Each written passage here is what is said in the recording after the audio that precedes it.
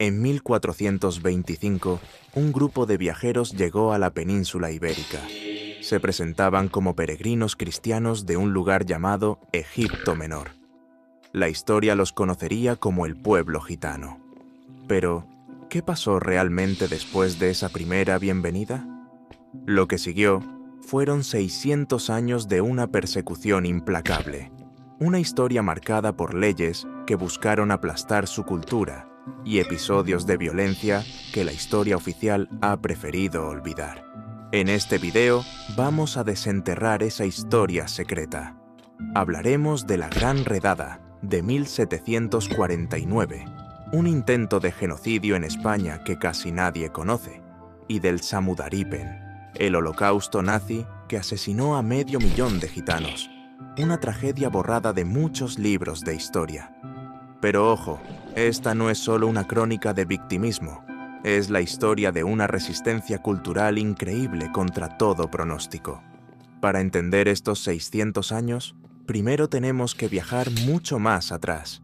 Durante siglos, el origen del pueblo gitano estuvo envuelto en mitos y leyendas. Pero hoy, gracias a la lingüística y la genética, sabemos que provienen del noroeste de la India, de regiones como Punjab y Sindh.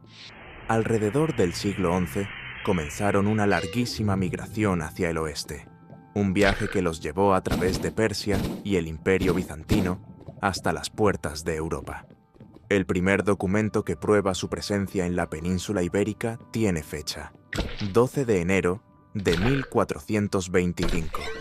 Ese día, el rey Alfonso V de Aragón le dio un salvoconducto a un grupo liderado por un tal Don Juan de Egipto Menor. Al presentarse como peregrinos cristianos, al principio fueron recibidos con una mezcla de curiosidad y hospitalidad. Durante algunas décadas, otros grupos siguieron sus pasos, moviéndose con bastante libertad por los reinos de Castilla y Aragón con permisos de peregrinaje. Sin embargo, ese tiempo de relativa tolerancia no iba a durar. Sus costumbres nómadas, su idioma, el caló y su forma de vestir generaban extrañeza. Y esa extrañeza, poco a poco, se fue convirtiendo en desconfianza. Y finalmente, en una hostilidad abierta por parte de una sociedad obsesionada con la uniformidad. Y entonces, en 1499, todo se vino abajo. Los reyes católicos, en su proyecto de unificar España bajo una fe, una lengua, una cultura, promulgaron la primera de las cientos de leyes antigitanas que vendrían después. La pragmática de Medina del Campo fue brutalmente directa. Los gitanos tenían 60 días para abandonar su vida nómada, conseguir un trabajo y un domicilio fijo, y renunciar a su lengua y su ropa. La alternativa era la expulsión, y el castigo por no obedecer era terrible. La primera vez, 100 azotes y destierro. La segunda, que te cortaran las orejas y te metieran en la cárcel. A la tercera, te convertías en esclavo de por vida. Esta ley fue el comienzo de una política de Estado que no buscaba la integración, sino la asimilación por la fuerza. Durante los siglos XVI y XVII, las leyes se hicieron todavía más duras. Se les prohibió usar el caló, se les etiquetó legalmente como vagos y maleantes, y se les negó el derecho a vivir juntos. Cada nueva ley reforzaba el estigma y los empujaba más y más a los márgenes. Pero el pueblo gitano resistió. A pesar de la violencia de la ley, siguieron protegiendo su idioma en la intimidad, sus lazos familiares y sus tradiciones. Esta resistencia silenciosa, sin embargo, solo enfureció más a las autoridades, que veían su simple existencia como un desafío. La maquinaria de la persecución se estaba preparando para su golpe más devastador. Lo que pasó el 30 de julio de 1749 es, sin duda, uno de los episodios más oscuros y desconocidos de la historia de España. Ese día, el marqués de la Ensenada, ministro del rey Fernando VI, activó un plan secreto, la Prisión General de Gitanos, que hoy conocemos como la Gran Redada. El objetivo ya no era asimilar ni expulsar. era algo mucho más siniestro: el exterminio biológico del pueblo gitano. Con órdenes selladas que se abrieron a la vez en toda España, las tropas arrestaron de forma masiva a entre 9.000 y 12.000 personas gitanas. El plan era diabólicamente simple: separar a hombres y mujeres para que no pudieran tener hijos, y así extinguir lo que Ensenada llamaba la malvada raza.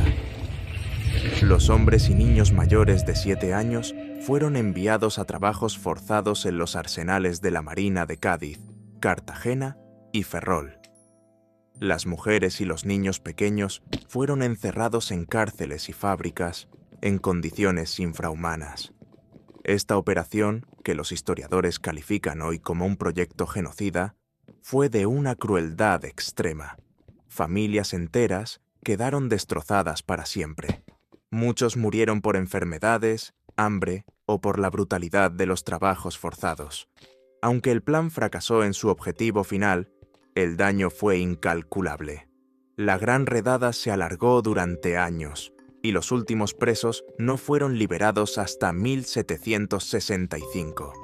Este evento dejó una herida profundísima en la memoria colectiva del pueblo gitano, una traición que rompió cualquier lazo de confianza con el resto de la sociedad. Pero la persecución no se detuvo ahí.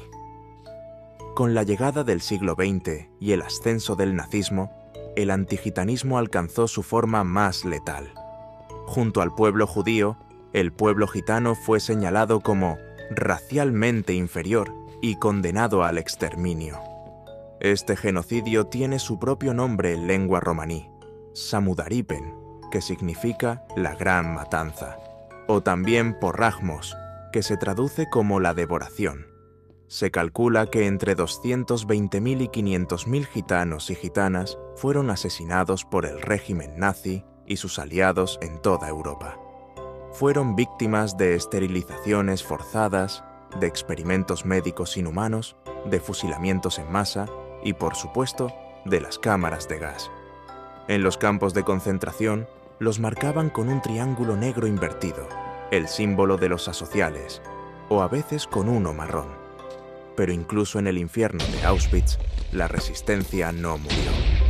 El 16 de mayo de 1944, al enterarse de que los nazis iban a liquidar el campo gitano, miles de hombres, mujeres y niños se rebelaron. Armados con palos, piedras y herramientas, se enfrentaron a los guardias de las SS y lograron detener temporalmente su exterminio. Aunque la mayoría acabaría siendo asesinada meses después, la noche del 2 de agosto, ese acto de valentía se conmemora hoy como el Día de la Resistencia romaní. El Samudaripen es el gran genocidio olvidado del siglo XX, y recordar su historia es un acto de justicia fundamental. Pero la persecución no se detuvo ahí. Con la llegada del siglo XX y el ascenso del nazismo, el antigitanismo alcanzó su forma más letal. Junto al pueblo judío, el pueblo gitano fue señalado como racialmente inferior y condenado al exterminio. Este genocidio tiene su propio nombre en lengua romaní: Samudaripen, que significa la gran matanza, o también porragmos, que se traduce como la devoración.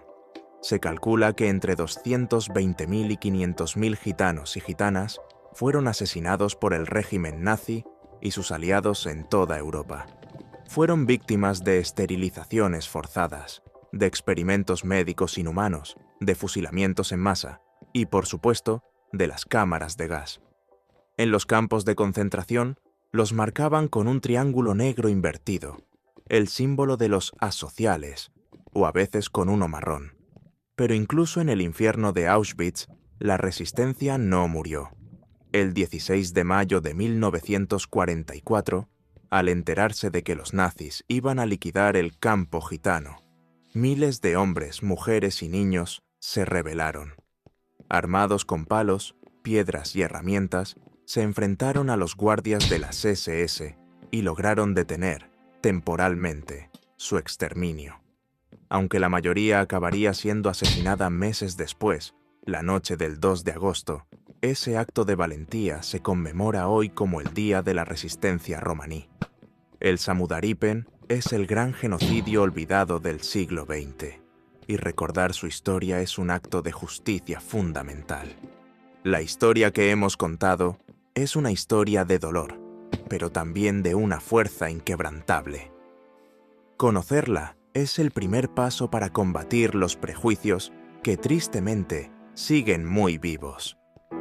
Si este video te ha impactado, compártelo.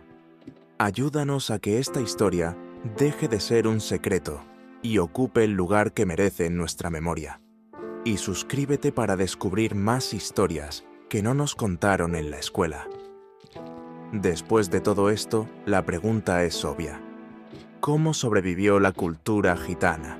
La respuesta está en la resistencia, pero no siempre una resistencia armada, sino cultural. Piensa en el flamenco, hoy reconocido como patrimonio de la humanidad. Nació en los márgenes de la sociedad andaluza, como un grito de dolor y de queja, pero también como una afirmación de una identidad que se negaba a morir. En sus cantes y bailes, el pueblo gitano no solo liberaba su angustia, sino que reafirmaba su existencia. La transmisión oral de sus tradiciones, de padres a hijos, fue el arma más poderosa para preservar su gitanidad. Con la llegada de la democracia a España y la Constitución de 1978, por fin se reconoció la igualdad de todos los ciudadanos ante la ley y se derogaron las últimas leyes antigitanas del franquismo. Pero 600 años de estigma no se borran con un decreto. Hoy, el antigitanismo sigue siendo un racismo dolorosamente real. De hecho, es el más aceptado socialmente en España y en toda Europa. Lo vemos en la discriminación para encontrar una vivienda o un trabajo, en las altísimas tasas de fracaso escolar provocadas por la segregación, y en los estereotipos que los medios de comunicación repiten sin parar. Las cifras muestran que un porcentaje altísimo de la población gitana sigue en riesgo de pobreza y exclusión social. A pesar de todo, el pueblo gitano sigue luchando. Hay organizaciones y activistas que trabajan sin descanso por el reconocimiento de su historia, por la igualdad de derechos y contra la discriminación. En los últimos años se han dado pasos importantes, como planes a nivel estatal para combatir este problema de forma estructural. La historia del pueblo gitano en España es una crónica de 600 años que se debate entre la persecución más brutal y la capacidad de resistencia más increíble.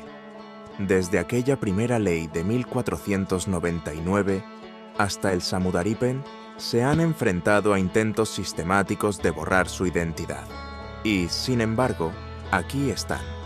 Su cultura no solo ha sobrevivido, sino que ha enriquecido de una forma profunda la identidad de todos. Recordar esta historia no es victimismo, es un acto de justicia, es un homenaje a todas las víctimas de la Gran Redada, del Holocausto y de siglos de violencia. Y es, sobre todo, un recordatorio de que la memoria es la herramienta más poderosa que tenemos para que el odio no se repita. Porque solo si conocemos el pasado, podremos construir un futuro donde la palabra gitano sea, de una vez por todas, sinónimo de respeto, dignidad e igualdad.